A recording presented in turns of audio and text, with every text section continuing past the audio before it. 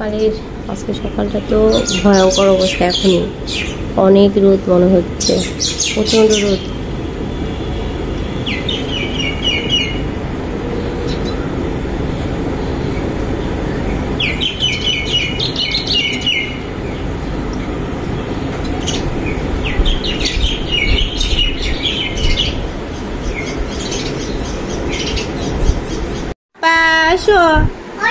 তো আমার পাপার খাওয়াটা রেডি হয়ে গেছে। আমি এখন ওকে খাওয়াই দিব, এটা খাওয়াই তারপরে আমি ওইকে স্কুলে আনতে যাব। ওকে খাওয়াইনি, খেতে যাচ্ছে না আজকে কেন মামা? এই যে আসো আসো, সকালে ঘুম থেকে মাত্রই উঠেছে, উঠে কি আর খেতে ইচ্ছা করে? আমি গুড মর্নিং বলো। Good morning. গুড মর্নিং বলে মুরগিটা কেটে ফেলবো আর মাছটা কাটবো।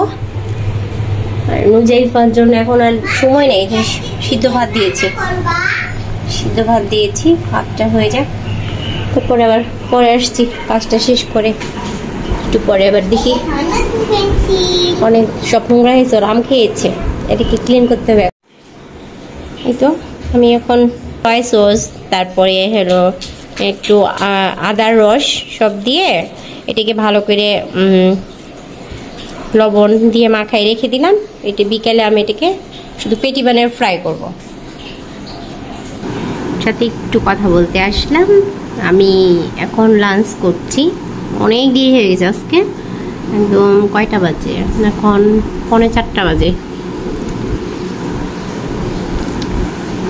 আসলে সকালবেলা দেখলাম না মাছ এনেছিল, মুড়ি এসব কাটতে যেয়ে তারপরে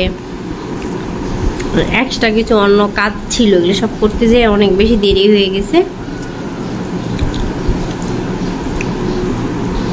আমি লাঞ্চটা করে নিই, এখন তো লাঞ্চের টাইম নেই, একটু পর বিকেলে নাস্তা করতে হবে আর আমি এখন লাঞ্চ করছি, কিছু করার নেই। এই তো আমাদের মেয়েদের জীবন, তাই না? আমি এবার তো ব্রেড দিয়ে এটাকে ভালো করে একটু মাখিয়ে নিব ব্রেডের সঙ্গে।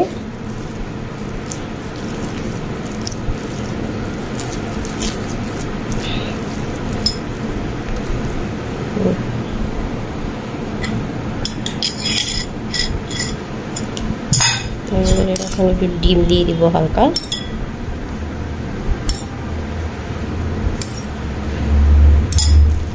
মানে যতটুকু লাগে ততটুকু দিলেই হবে, খুব বেশি দিতে হবে না।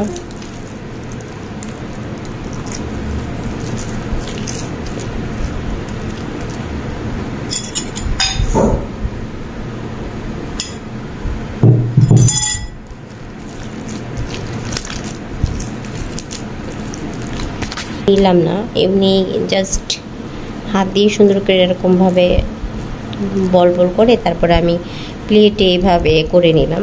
একই কথা, একই ভাবে সব দিয়ে দিয়েছি, দুটো বেশি করব, এইভাবে সব উল্টাই দিব। এখন আমার অলমোস্ট এক সাইড থেকে প্রায় হয়ে গেছে। আমি ঢেকে ঢেকে এটাকে আস্তে আস্তে ভেজে নিব। আমি বার্গার বন নিয়েছি, ভাজা হয়ে গেছে, এগুলো ভাজা হয়ে গেছে আমার। এখন বার্গারেতে দিব,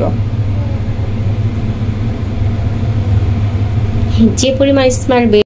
তো আমি চিজ দিয়ে নিয়েছি।